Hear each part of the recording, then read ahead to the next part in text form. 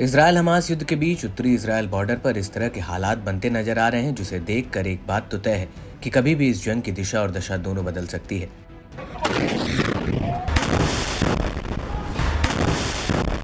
दरअसल हिजबुल्ला लगातार उत्तरी इजरायल पर बड़े बड़े हमले कर रहा है। पहले उसने इजरायल के एयर डिफेंस सिस्टम आयरन डोम को नष्ट करने का दावा किया था। वहीं अब उसने एक बार फिर से दक्षिणी लेबनान से इजरायल पर सिलसिलेवार तरीके से कई हमले किए।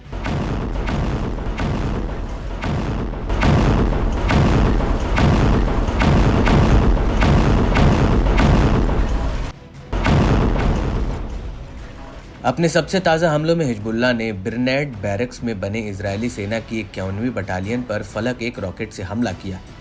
हिजबुल्ला का कहना है कि इस हमले में इजरायली सेना का ये हेडक्वार्टर आंशिक रूप से ध्वस्त हो गया है और इस हमले में आईडीएफ को भारी नुकसान भी हुआ है।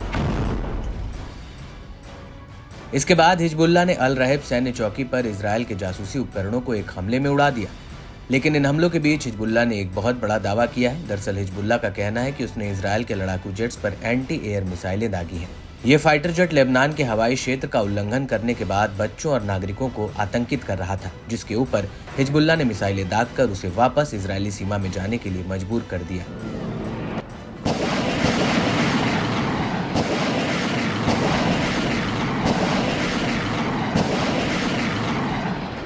हालांकि इस हमले के बाद शाम होते होते हिजबुल्ला ने मेटुला साइट पर आईडीएफ द्वारा हाल ही में लगाए गए जासूसी उपकरणों को फिर से उड़ा दिया। हिजबुल्ला का कहना है कि उसके इस हमले में वहां पर आग लग गई थी और जिस दौरान यह हमला हो रहा था उसी दौरान हिजबुल्ला के लड़ाकों ने अल बगदादी साइट पर हैवी बुरकान रॉकेट फायर कर दी, जिनके लपेटे में आईडीएफ के जवान आ गए। हिजबुल्ला के मुताबिक आईडीएफ को इस हमले में भारी नुकसान हुआ है।